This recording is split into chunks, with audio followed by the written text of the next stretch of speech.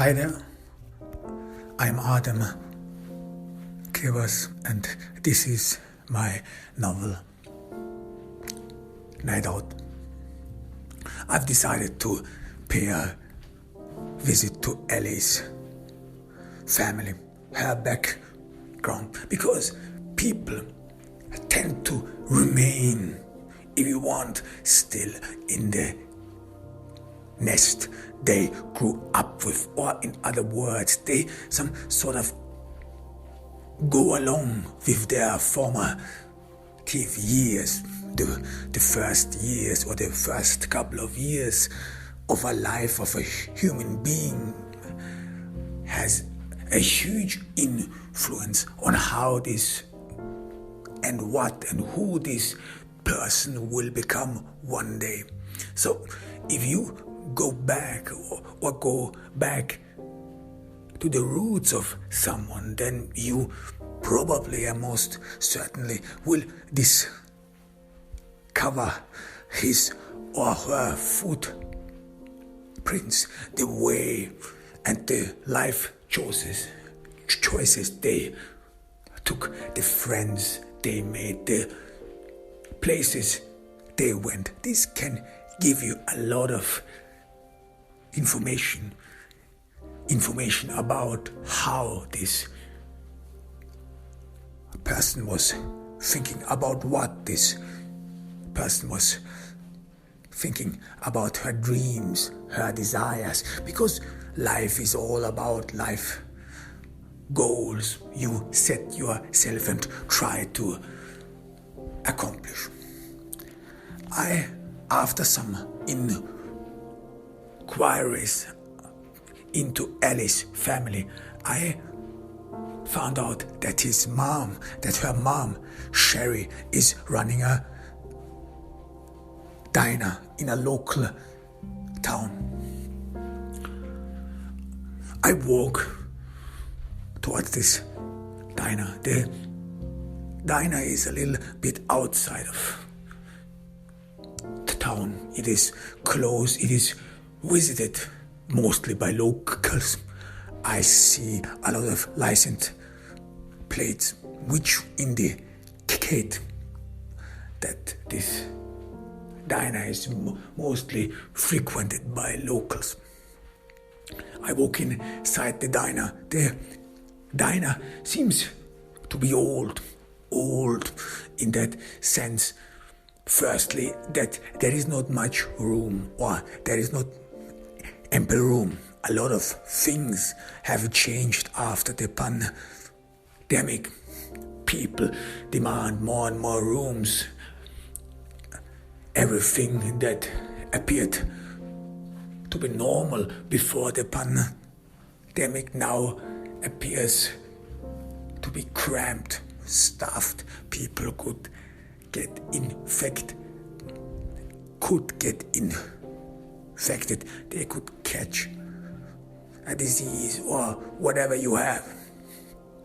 And the furniture of the diner, the interior design reminds me a lot of the diners of the 70s and 80s. So nothing much has changed. Of course, diners, especially those single-owned ones, they are not running very well. Most of those diners we know of have given way to a new coffee culture presented by Starbucks and McDonald's. So people more and more use or see diners as not a place you would eat your breakfast, or things have changed a lot, and young people, they think of it as out of the fashion to attend a diner. And in addition to that, prices have risen, so it has gotten expensive to eat in a diner. And lastly, of course, after the pandemic and after all these constant lockdowns, downs. People have gotten to know that home cooked meals are actually not that bad. Some have even discovered that cooking or preparing your meal is some sort of a therapy. And others, after they have realized how much money they could save in just not eating in a diner or not eating outside, and the money they have saved they could use for something else, have stopped frequenting diners regularly. This has additionally strained diners and all other service industries, all other food service industries. However, but in Shelby's diner, one sees that the business is not running well, not only since the pandemic, but even before. It is splendid, clean indeed, but one sees immediately through the customers that the business is probably not really at inner shape, because firstly, most of the customers are older people. Why is this important? It is in that important because before the rise of the internet, people would mostly socialize and gather in certain locations. This is where everyone would know each other. This is where people would appear. They would not make any appointments. They would know that every day, or on Sunday morning or on Saturday morning, if they go somewhere, if they go to a certain place, that they would eventually meet friends, other people with whom they can talk to. Indeed, this may sound weird if we now sum up how the generation before us, the generation who did not grow up with the internet, who were not socialized via social media, how they socialized. It may be weird, and it is not that long ago that people thought that way. However, in order to know this can help you to shed light. And of course, the older generation who, in a way, have never really gotten used to social media. Yes, of course, occasionally one shares a photo of oneself. Occasionally one posts some comments you have about, but for older people, communication is still very important, especially communication face to face. Well, why is this? Why can't they just talk through social media? Why can't they just chat with each other? Well, the answer is we will give a partial answer, and the answer is that if you have been socialized via face-to-face communication, then you need this facial input. If you want, this is the reason why still emojis are being used in social media, because they in a way emulate face-to-face. And the key issue with this is, or why face-to-face communication is important, is because it helps you to understand your opposite. This is how we grow up. This is how babies grow up, especially through emulating the emotions of their parents, and therefore understanding each other. So the older generation who lived most of their lives through face-to-face communication, those emotions they read in the face of their opposites, those facial expressions help them to make sense and understand each other. And on social media, where this is missing, where you do not see your opposite, these things are difficult, because it all appears as cold, as different, as too distant and difficult to communicate with. You feel weird if you write something, if you have a comment, you don't know how it is perceived, you don't see the facial expression of your opponent. So then making a conversation is somehow stilted, or it is not really fluent. Rather it is stalking, rather it is some sort of cut off. Sentences are loose. There is no a constant influx of ideas, and you mostly, and this is, one can pretty much detect this in the language, you mostly tape in the dark. You want to figure out your opponent because you miss his or her facial input. That's why still emojis are very important to make sense of our opposites. However, but here in Shelby's diner, one sees the elderly, they like to attend these diners, these gatherings. This helps them to socialize. But it as well as indicates that Shelby's diner probably only keeps itself afloat because of these elderly people. And without them, she probably would be somewhere else. When I enter the diner, you pretty much perceive that there is an atmosphere of gloom. Of course, Ally's death has made a huge impression on everyone. This is a close-knit community. Everyone's loss, or one's loss is everyone's loss. One's mourn is everyone's mourn. People are devastated, especially in small communities. People mostly tend to believe that they are in a way different.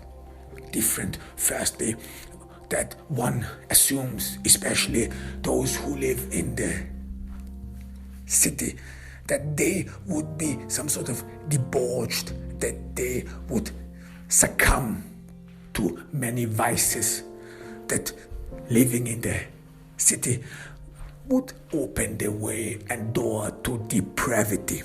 And those who have managed to live on the countryside or in rural areas, they have kept themselves healthy, or they have kept themselves morally as well as mentally clean. They do not indulge in every kind of debauchery or depravity.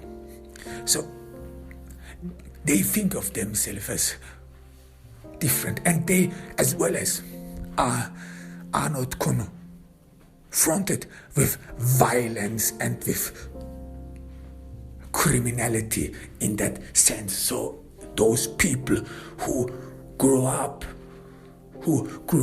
in rural areas, they act differently as well. Differently in that sense. Well, they do not fear, or they do not have to fear of their lives or being robbed in a subway constantly. And in the city, if you enter some one might say, poor areas. You heed your behavior. You take good care. You don't want to draw attention to robbers, or you try to avoid going some places you don't know, people you don't know. You don't just enter someone's homes, or you do not just knock somewhere and enter this home after you have been invited in. This is nothing you would do, or especially if you grew up in a city. This is scary. You don't know this guy, you don't know this person. This could be a murderer or whatever. And especially in the cities where you are either being mugged constantly, as well as you have to fear being robbed. There you perceive your surroundings in a different way. Of course, you have a different perspective on life if you grow up in a city or in a metropolitan or cosmopolitan city. Why? Because you face and know a lot of different cultures. You know that the world is different. Then you know that there are out your sphere of comfort and out your sphere of knowledge. There are other cultures, there are other people who may approve or disapprove your worldview, or that you have to be careful what you claim, because your belief and your worldview, it is not the one that is carved in stone. No, quite the contrary. Your worldview could be questioned by different cultures, different people, and this is missing in the countryside, because everyone knows everyone is close to everyone. The world is actually simple, and of course one can always talk about everything, sure, and everything is simple. It appears to be simple. World is simple, and because you know everyone and because you can get along with everyone, you assume that there are those people who are opposed against something, that they all make a big fuss out of it. People want to be important, want to make themselves important. Differences between a rural community and a city. So, and Ally Fauna abandoned this place. She apparently chose to live with people in the city she had nothing in common with. She could have lived here as well, in her above her mother's diner. I have noticed that above the diner that there is a living space, and assumably Sherry and her family live there.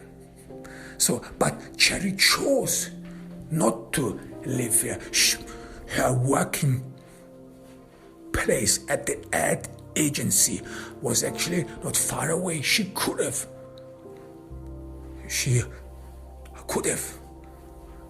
driven to work every day from this diner. So this is something one has to think about. Why didn't she want to live here? So I look around in the diner, and immediately I notice a woman. This woman looks exactly like Ellie. I immediately assume that Ellie has a twin sister. I approach her and I see her name tag, Donna.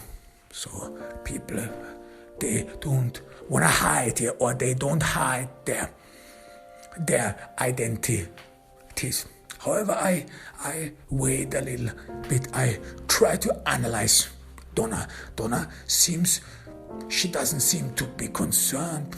She doesn't seem to be crestfallen. She's working alone. She's helping customers. She's serving the customers all alone. She seems to be in a hurry.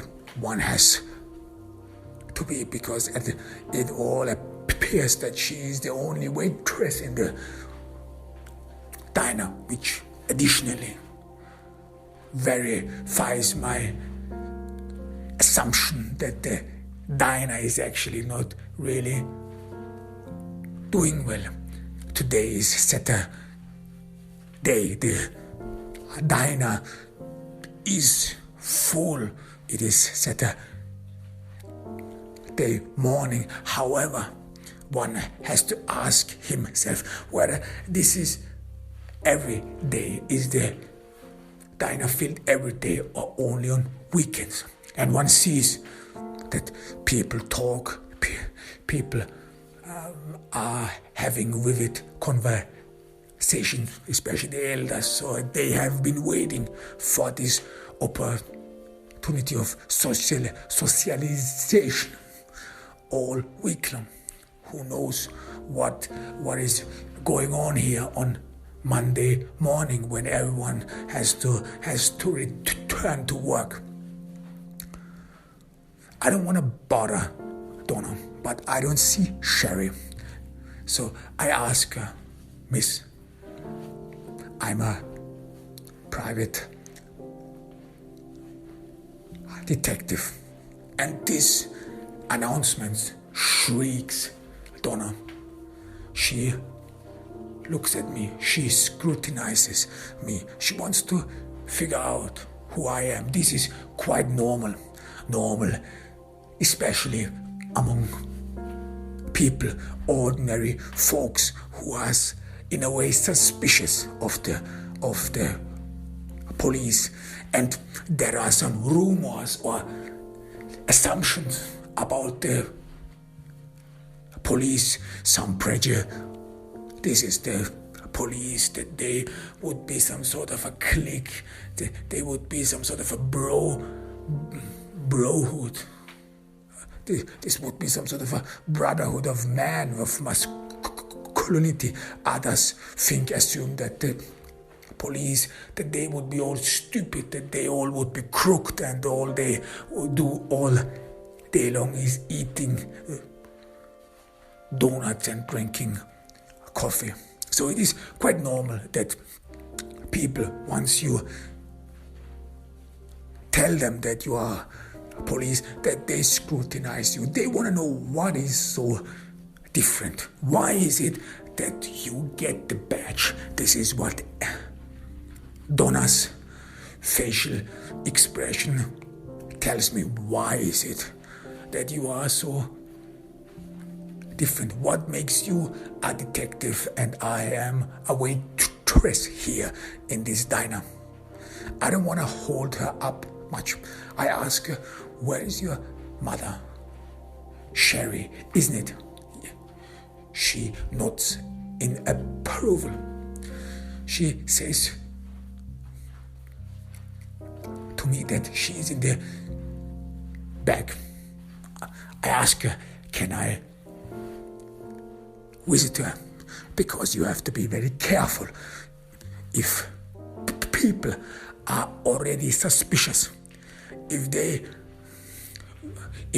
don't feel humbled by the appearance of the police, but rather are drawn back or in a way suspicious, you better ask whether you can do this or that, so that they might be given the notion that you would not intrude in their lives. This is very important, because someone feels in a way pride for his home, even though it may be not a castle.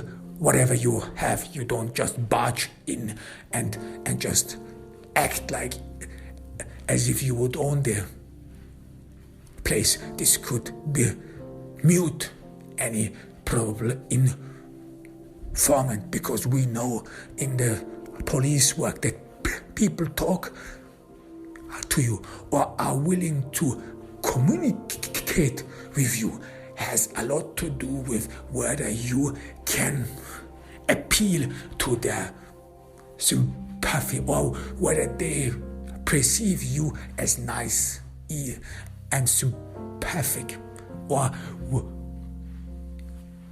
whether you act like a jerk and they some sort of hate you, or some don't wanna cooperate with you. So you wanna keep yourself humble. I always try to make it appear, well, that is a sad issue. This is something you have to study, and this is something you have to practice. Some sort of a tired look. Yeah, something happened. You know what has happened. You know what happened, especially when I talk to families. This is what I have learned while I was a private, or while I am working as a private detective investigating infidelities of spouses. You have to prevent any notion of fun, so that you did not enjoy this at all, because you have detected the wife of someone is or has been cheating on him. You have to make your client believe that you are with him, that this is some serious issues, that you do not make fun of him, that you do not poke fun of him. Or I have seen a lot of clients who, after I have confirmed that their spouses are cheating on them, they looked me deep in my eyes. Why? Because they wanted to know whether I have told everyone, whether they are the running joke among my friends and others. So I understood very early on that you have to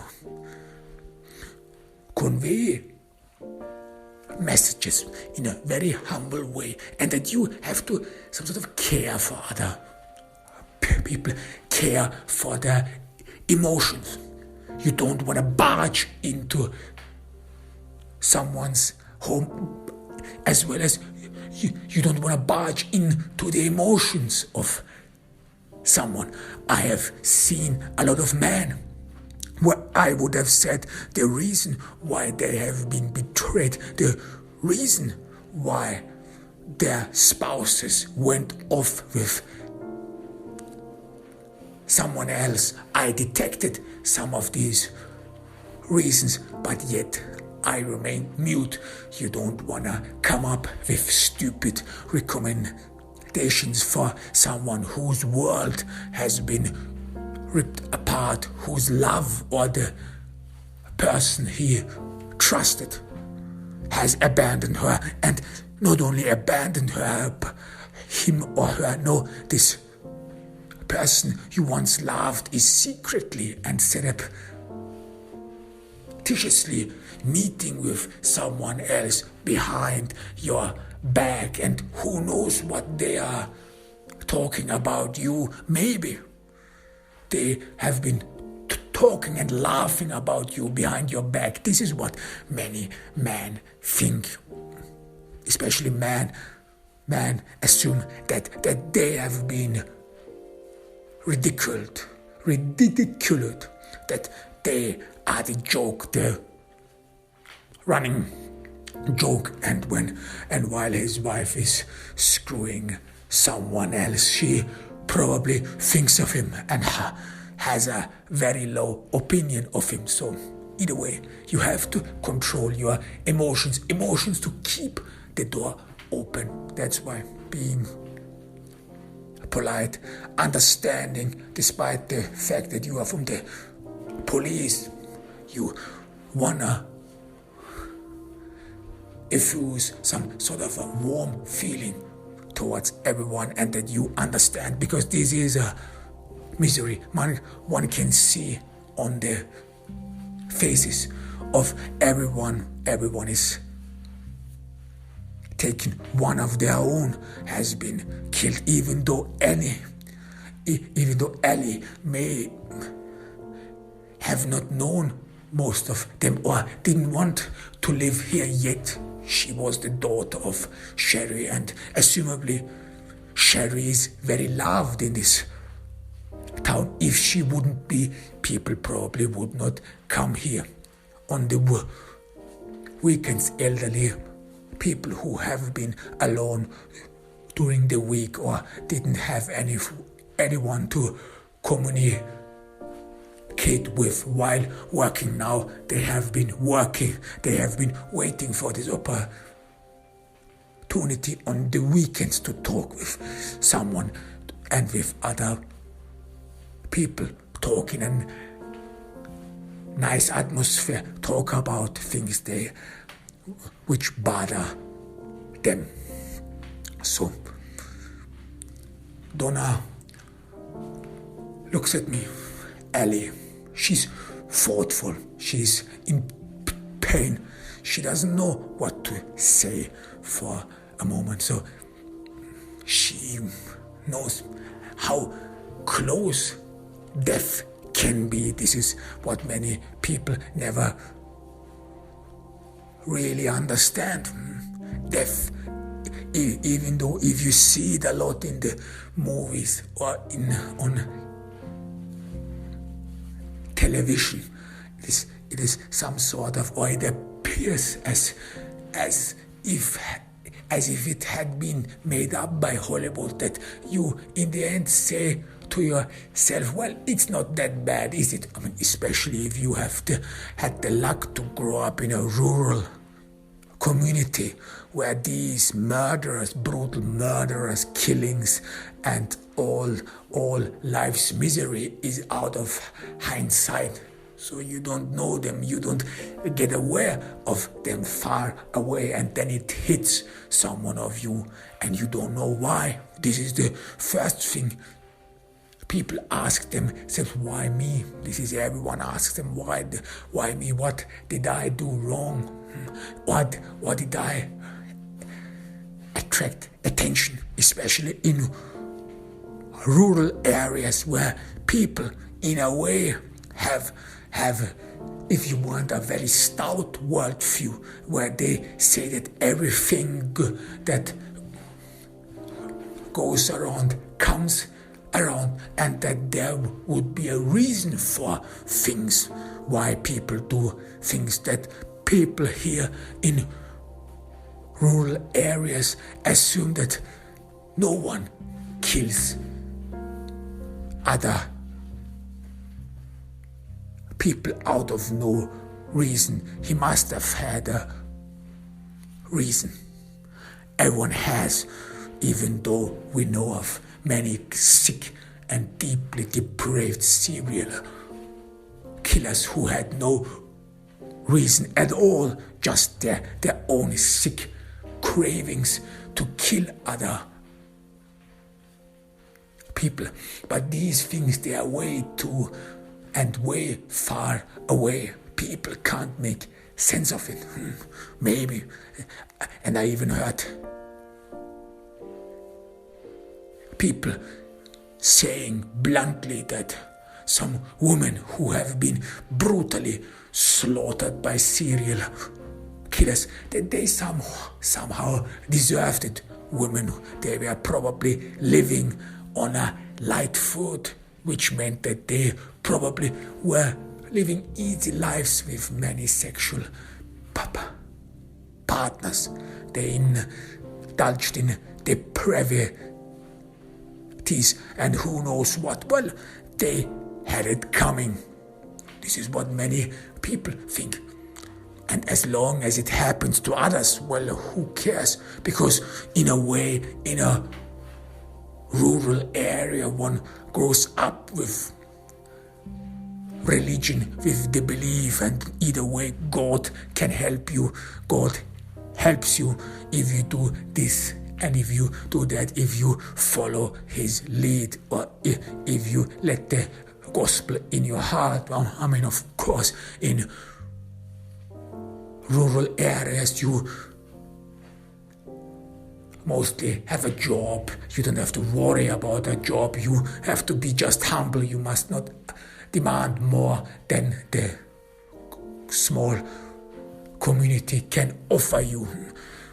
So you have to be happy with what you got. And if you do, well, life doesn't seem so bad after all, because what is important, this is what you have to ask yourself as well. What do you need in your life? And many people who grew up in rural areas would probably answer me. A roof about your head and a family who loves you. This is all that is important. It is important for rural people because the world outside seems to be so different, unintelligible. They can't make sense of it. Why? Because they grew up in a society where everything means or appears to be out in the open, easily understandable. Everyone speaks English. Everyone speaks in their mother tongue. You do not have to ask yourself, what could this mean eventually from another perspective? You know people's perspectives. You get aware of them because you have been raised along with them. You grew up with them. You know what other people think. The world is as simple as that. But the world outside, with all its dark shades, this is not understandable. And you are lost in that because all what you have learned in these small rural communities doesn't seem to be applicable anymore. No, the world outside, it is way more demanding in that sense. You can't be just a normal lumberjack anymore who wants to be that just being no one. This is what the world outside pretty much tells you. You don't want to be an ordinary lazy guy. You don't want to be the average guy. No, you have to be special and you have to strive for being special. This is what shrieks many one. This is what makes many uncomfortable. Who wants to be just another brick on the wall? This is how the world outside is. So everything is easy. I leave Donna. She's still stunned. Something happened. Her twin sister has died. This is not something you can easily. And she tries to gather herself. I mean, I have to leave here because I'm not very comfortable with these scenes, with people's agony. Why? Because you never know. You cannot say anything to a person who has lost a loved one to comfort her. Nothing that could ease the pain. I have seen a lot of people who have lost someone dear to them. There is nothing you can ever say to such a person to comfort her. This is not how these things work.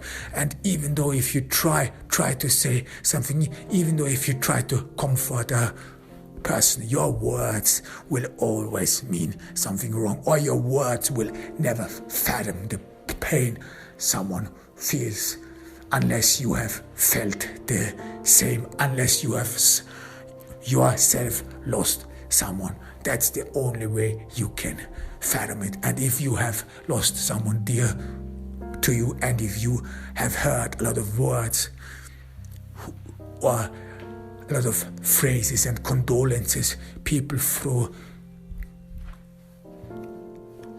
towards your way, even your enemies, you know that these words, that they mean nothing. And for the fact you just want to be silent, you want to pretend that the person you loved is actually still there. You want to still preserve something of it. You can't believe that it is over. You cannot fathom how this could happen. Your mind is out of shape. Your mind is out of the angels. You don't know what to think anymore. You don't know what to do anymore. This is serious. Something is happening with you, and you don't want to talk with people. You want to seclude yourself. You want to structure your thoughts. You want to order. You want to bring order in to your life. What has happened? And you then start accusing yourself. Why did it happen? Is it because of me? And this was the mental state I saw Sherry. She was in the office. I knocked. I approached her cautiously, and I immediately see that she is beaten, that she is devastated. She has been weeping.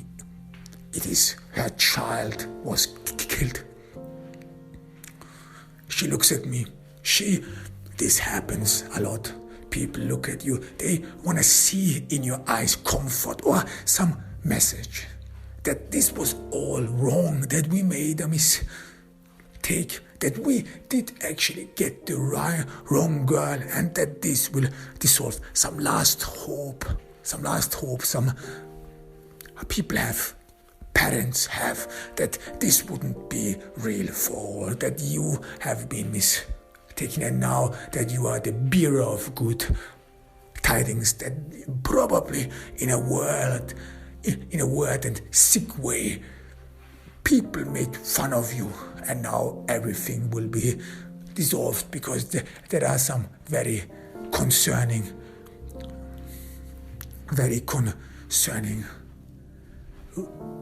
reality shows who do this kind of things. But I have no good tidings for Sherry Fauna. I look at her. I'm taken.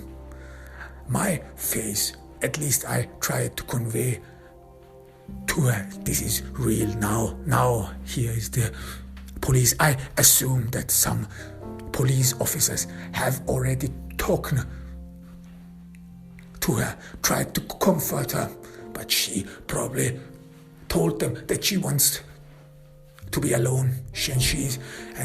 And she somehow saved herself into her office, in this very office where she knows and probably have been working all along, where she knows all the furniture, and her world still is in place. She escaped in this place and wept because she did not understand. Who could understand it?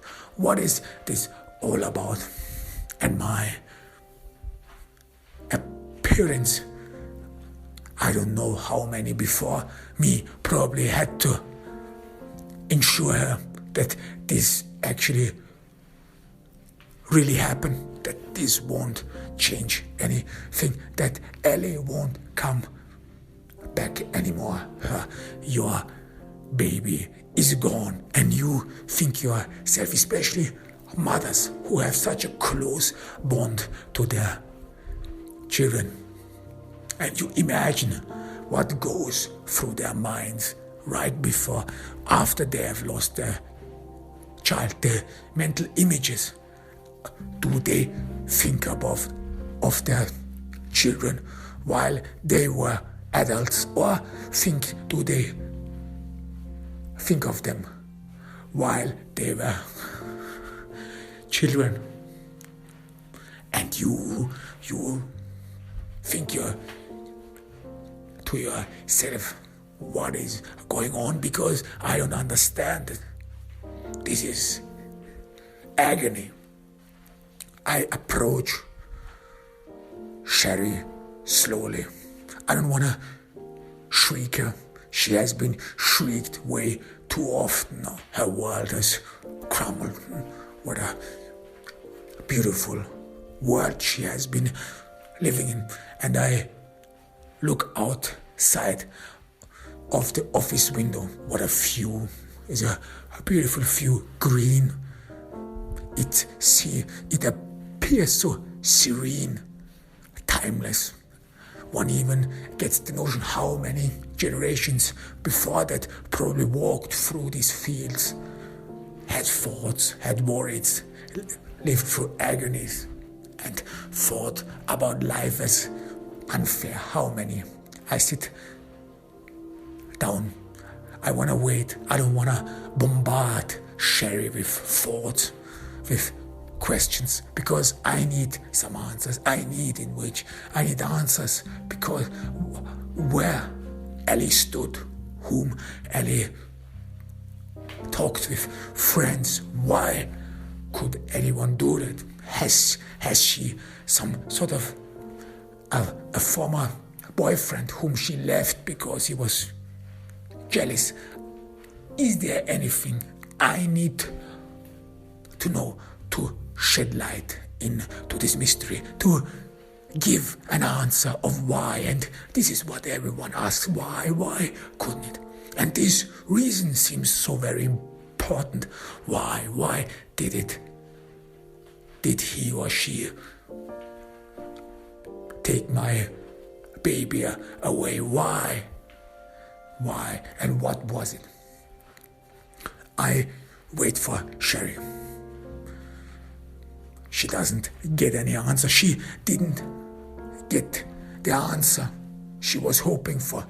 She's fighting her tears.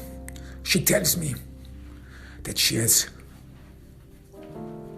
lost her husband, John. This is when Ellie and Donna were 4 years old. John died of cancer.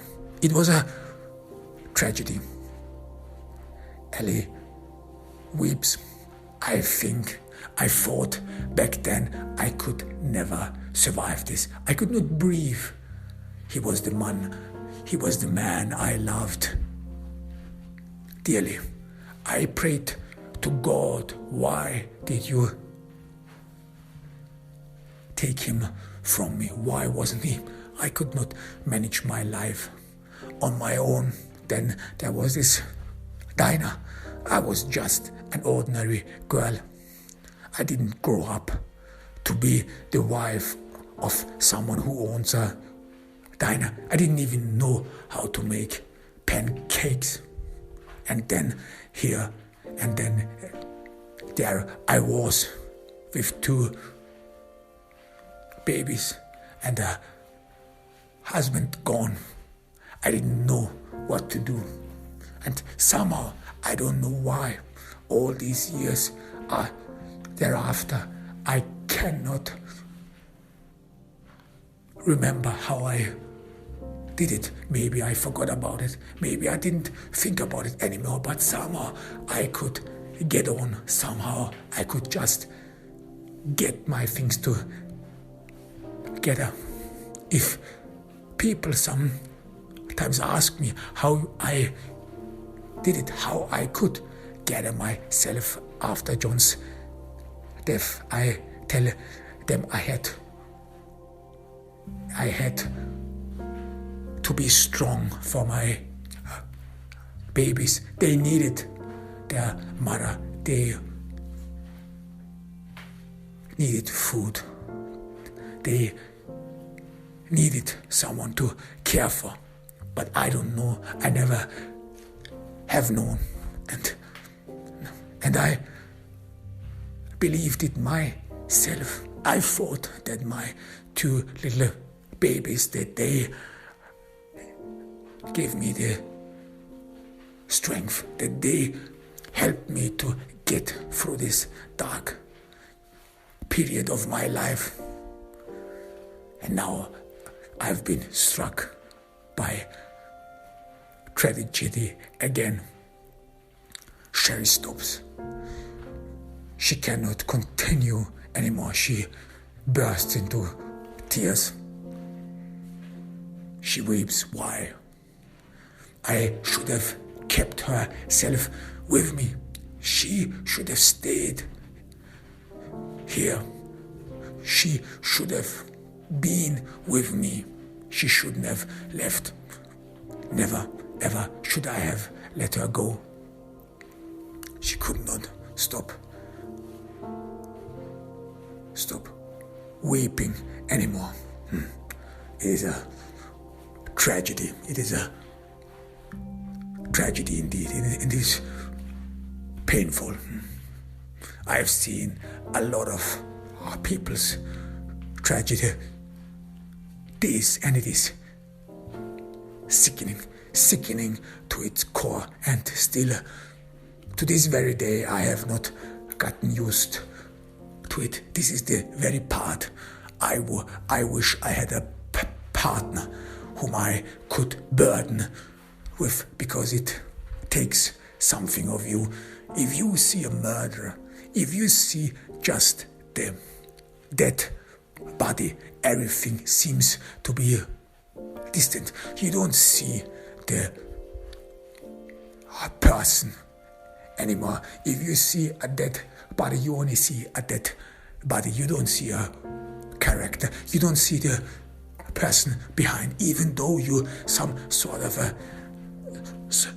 bring life to this dead body, because you have to, in order to investigate into this murder. Even though you bring life into it, yet it still remains a body, someone you don't know. But those emotions of these people, those people who weep for their last ones, who are devastated by their loss, they make aware that someone lost someone who was dear to him, and someone who was lovable for, because people could care for them. People loved them, and it was their child, wasn't it? Of course, they loved them. Of course, they feel great sorrow and pain. It is difficult to be around them, because it brings so close to oneself. What has happened, that this tragedy, that someone's life was taken, this makes it the more real, because then you understand that this dead body you analyzed scientifically was deeply embedded in human connections, that someone else has lost someone too, that this is not a dead body, or this is not a cold body anymore. No, this was a human being who laughed, who had jokes, who wept, who had plans, who had sorrows. This makes it more human. Yes, it makes the dead body more human, but it makes it as well as more tragic as well, because then you assume, what a monster, what a low animal could just take away the life of such a human being. And especially if you see parents who has lost their children, then you ask yourself, or then you see these lost children through the eyes of their parents, that they would be still these children, these babies who have been killed by anyone, someone who did not have love or whatever, someone who didn't have love for anyone. And it is sickening, because you don't understand this. You can you cannot wrap your head around it, and it is deeply depressing and distressing, even if you try to fathom it, even though you try to say something, but you can't, because you cannot make sense. You cannot fathom and plummet the depth of human depravity. And this is what it is all. This is what you are bothered with, that we live in a world where people take lives apparently so easily. It appears to you easily because you see the murderer only through the dead body. You assume someone just made up his mind to kill someone, and so it happened, and only in a blink of an eye. That's how easy it all appears that you could and you can take a life. How easy it appears, how easy and fast people die. And all this time when you see these dead bodies, you actually never assume, you never assume tragedy is behind that. So it is heart sickening. And I stayed there for a while. I sip of sherry. I don't know what to say anymore. She had lost her husband, and she somehow survived.